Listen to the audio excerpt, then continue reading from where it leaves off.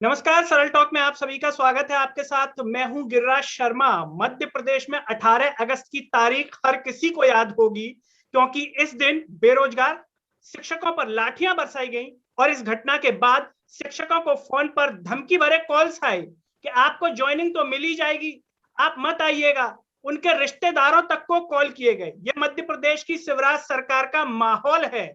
और एक तरफ अगर हम बात करें राष्ट्र मीडिया को लेकर के भी, तो ऐसा लग रहा है कि राष्ट्र मीडिया अपनी जिम्मेदारी भूल करके शायद भाजपा पार्टी की प्रवक्ता के रूप में अपनी अग्रणी भूमिका निभा रही है। ऐसे उदाहरण हमारे सामने आ रहे हैं। आज इसी पर हम चर्चा करेंगे और मेरे साथ जुड़ रहे हैं वरिष्ठ पत्रकार डॉक्टर राकेश पाठक। और चर्चा की शुरुआत करने से पहले सभी से एक ही अपील है कि इस आवाज को सब्सक्राइब कीजिए और सोशल मीडिया के हर प्लेटफॉर्म पर शेयर कीजिए। राकेश जी, आपका बहुत बहुत स्वागत है सरल टॉक में। धन्यवाद गिरिराज जी। राकेश जी, सबसे पहला सवाल, आपने भी देखा कि मध्य प्रदेश में 18 अगस्त की वो तारीख जब बहनें राखी बांधने जाती हैं, और दूसरी तरफ जब इंदौर में घटना होती है चूड़ी वाले की, तो वहां पर सभी को जो याद आता है कि लड़की को छेड़ा गया या ये किया गया, एक तरफ बहनों का अपमान होता है तो सरकार मौन रहती है। देखिए, उस दिन जो प्रदर्शन में पुलिस ने बर्ताव किया, खासतौर से महिलाओं के साथ, जो महिलाएं अपने नियुक्ति पत्र की प्रतीक्षा में आंदोलनरत हैं, लोकतांत्रिक तरीके से आंदोलन कर रही थी अपनी मांगों के लिए, और वे तो शायद टीका वीका करने का सामान भी लेकर गई थी, जहां तक मैंने तस्वीरें देखी हैं। और ऐसे शांतिपूर्ण आंदोलन में जिस बर्बरता के साथ महिलाओं के साथ, खासतौर से चाहे वे बेरोजगार शिक्षिकाएं हों या अन्य जो अतिथि शिक्षक वगैरह भी लंबे समय से आंदोलन कर रहे हैं, उस दिन जिस तरह का व्यवहार हुआ उनके साथ, वो बहुत आपत्तिजनक है। और मैं एक विशेष बात लगातार देख रहा हूं गिरिराज, मध्य प्रदेश में खासतौर से जो नौकरशाही है, जैसे भोपाल के जो डीआईजी हैं, उनके जो तेवर हैं, वो जिस तरह की बात करते हैं। एक और प्रदर्शन में हमने देखा था, यूथ कांग्रेस के प्रदर्शन में, वे जिस तरह से अपमानजनक लहजे में बात करते हैं, हाँ ठीक है, फोटो इवेंट हो गया, अब आप जाइए। यानी ऐसा लगता है कि जब वे कानून व्यवस्था की स्थिति के लिए वहां तैनात नहीं है, बजाय इसके वे सत्ताधारी दल की तरफ से भोंपू बनकर माइक पकड़कर प्रदर्शनकारियों के साथ बात करते हैं। यहां भी जिस 18 अगस्त की आप बात कर रहे हैं, मुझे स्मरण है कि वे बहुत गलत तरीके से बात कर रहे थे शिक्षिकाओं से, महिलाओं से।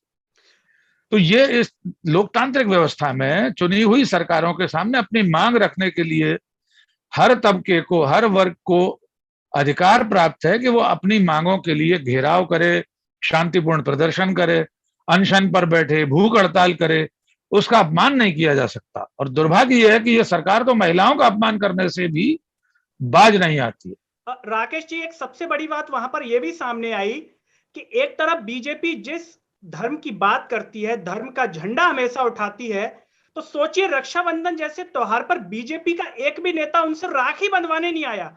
मान लिया कि शिवराज जी बाहर थे, खंडवा गए हुए थे शायद उस दिन, तो उनका कोई प्रतिनिधि तो आ सकता था उनसे राखी बंधवाने के लिए, वो तक नहीं आए।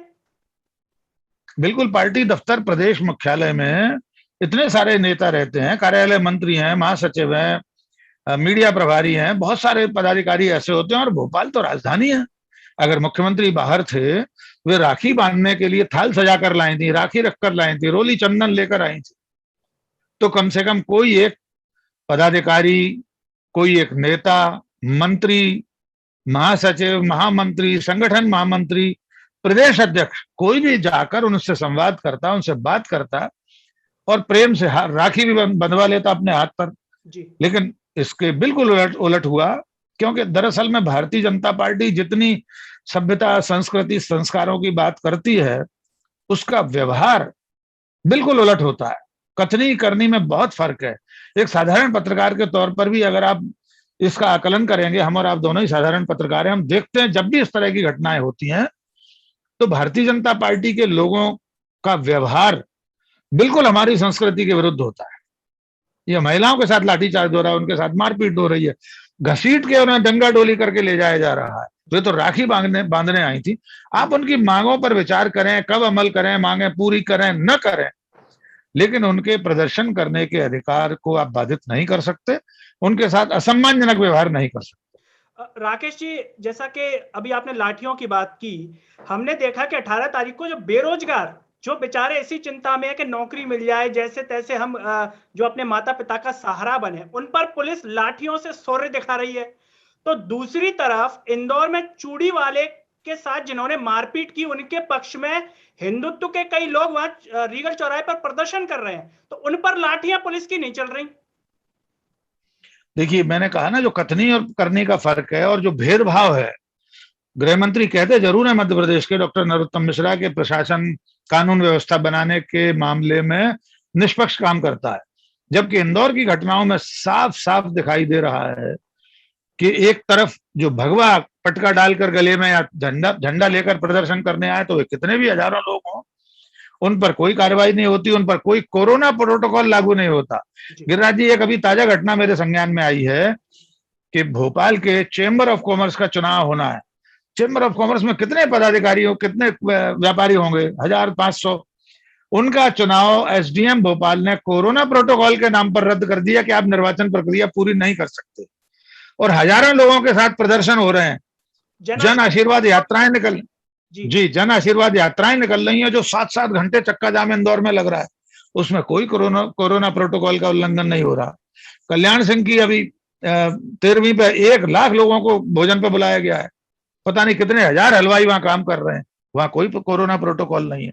तो सारे कानून भारतीय जनता पार्टी के लिए, भगवाधारियों के लिए अलग हैं, आम जनता के लिए, दूसरे बेरोजगारों के लिए, शिक्षकों के लिए, कर्मचारियों के लिए, दूसरे राजनीतिक दलों के लिए ये कानून अलग है।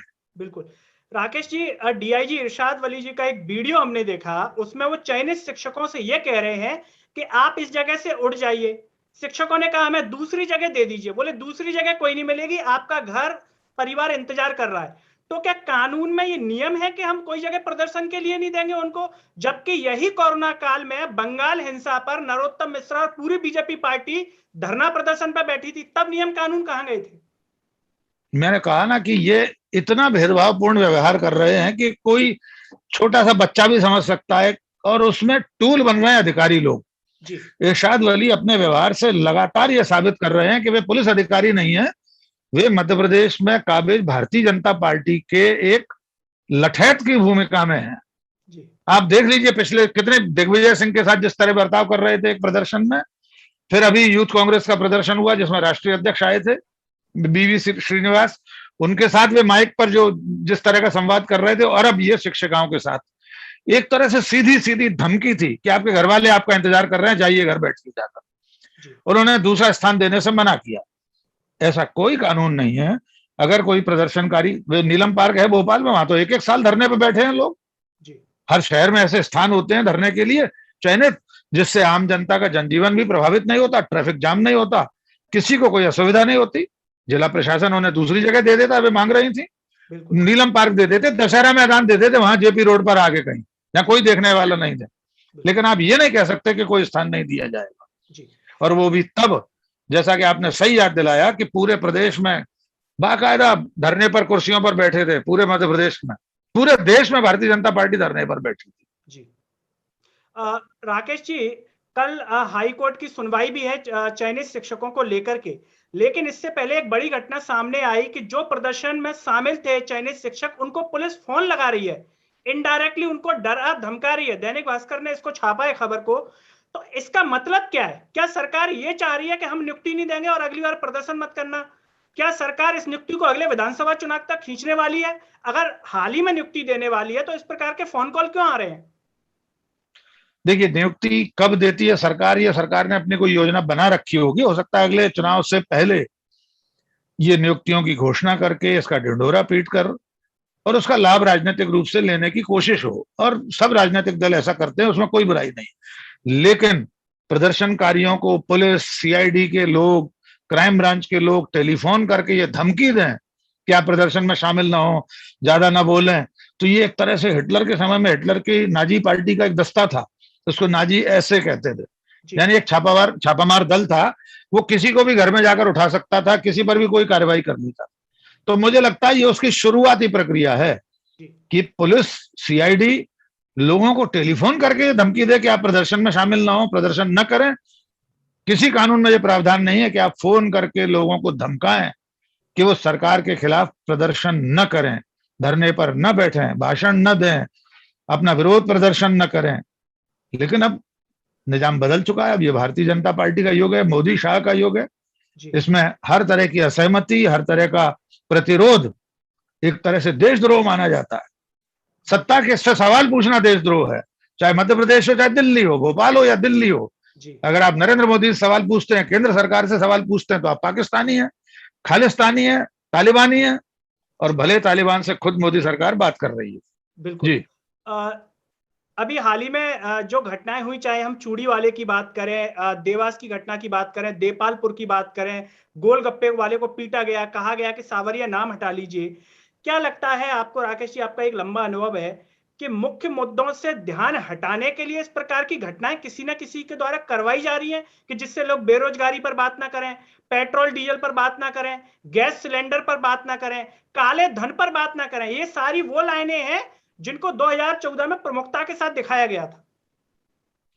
बिल्कुल ठीक है आपका अनुमान, और मुझे भी ऐसा ही लगता है कि जो भारतीय जनता पार्टी, राष्ट्रीय स्वयंसेवक संघ और उनका पूरा जो कुनबा है, जो उनके आनुषंगिक संगठन है, जिसमें बजरंग दल है, विश्व हिंदू परिषद है, हिंदू सेना है, पता नहीं कितने संगठन है, ये दरअसल जिंदगी के असली जो सवाल हैं, आम लोगों की जिंदगी को जो प्रभावित करने वाले विषय हैं, महंगाई है, बेरोजगारी है, इन सब से ध्यान हटाने के लिए सांप्रदायिक कोण पर ले जा रहे हैं समाज को।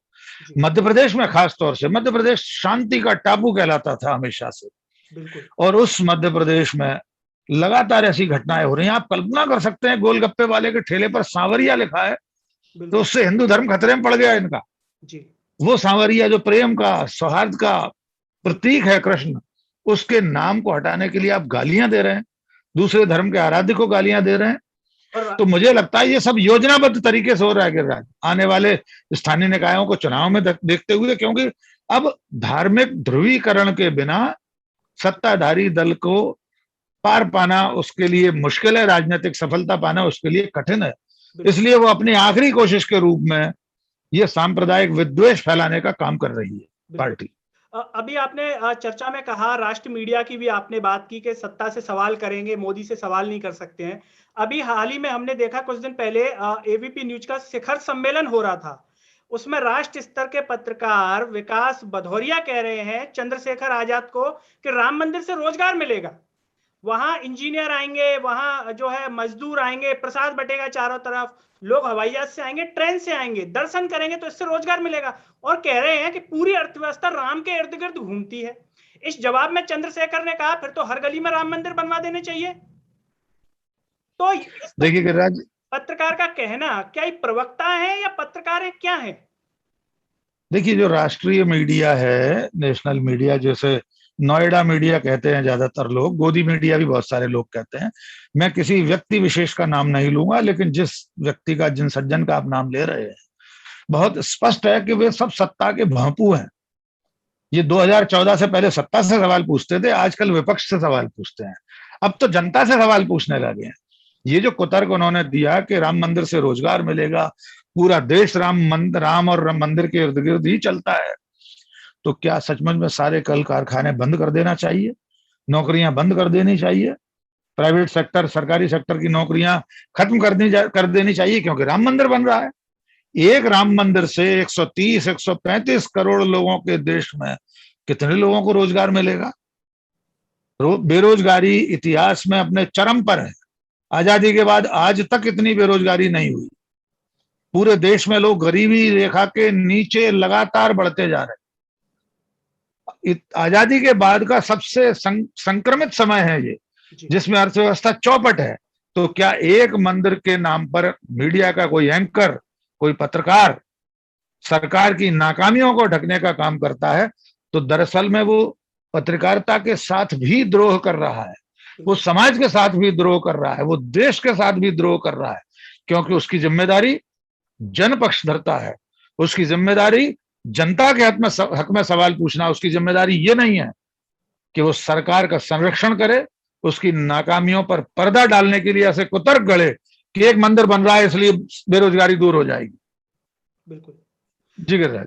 राकेश जी, चलते चलते आखिरी सवाल ले लेते हैं। जैसा कि डीआईजी इरशाद वली जी का जिक्र हमने किया चर्चा में, आपने भी बताया कि किस तरीके से प्रदर्शन से रोका जा रहा था, तो दूसरी तरफ किसान, जो करनाल की घटना सामने आई, आईएएस आयुष सिन्हा सर फोड़ने के आदेश दे रहे हैं। इसे किस तरीके से देखते हैं दोनों घटनाओं को, भोपाल में प्रदर्शन से रोकना और यहां पर सर फोड़ने के आदेश देना? देखिए, दोनों घटनाएं एक ही मंशा का प्रतीक हैं कि जो राजनीतिक संरक्षण के कारण नौकरशाही, खास तौर से उच्च जो पदस्थ अधिकारी हैं, चाहे वो प्रशासन के हों या पुलिस के हों, वे राजनीतिक संरक्षण के कारण इतने बेलगाम हो गए हैं, इतने उच्छृंखल हो गए हैं कि उन्हें लोकशाही की कोई चिंता नहीं है, उन्हें व्यवस्था की, प्रोटोकॉल की, सिस्टम की, कानून की कोई परवाह नहीं है। तभी एक आईएएस, नौजवान आईएएस है, वो सरेआम खुलेआम कहता है कि सर फोड़ देना सीधे। किसी कानून में नहीं लिखा कि किसी कलेक्टर को, किसी एसडीएम को, किसी एडीएम को या एसपी को, एडिशनल एसपी को, किसी को यह अधिकार नहीं है कि वो सीधे घटना हुए बिना, अगर कोई भीड़, कोई प्रदर्शन हिंसक होता है, तब आप ये कार्रवाई कर सकते हैं। सिर्फ उसकी प्रत्याशा में पहले से यह कहना कि सीधे सर फोड़ देना, ये बिल्कुल जनरल डायर के युग में ले जाने का काम है। और दुर्भाग्य यह है कि उस जिले का कलेक्टर, कमिश्नर शायद खेद प्रकट कर रहे हैं और मुख्यमंत्री उसका संरक्षण दे रहे हैं। होना तो यह चाहिए कि ऐसे अधिकारी को पूरे सेवा काल में कोई फील्ड ड्यूटी, कोई फील्ड का दायित्व तो नहीं मिलना चाहिए, उसे किसी जिले में कलेक्टर नहीं बनाया जाना चाहिए।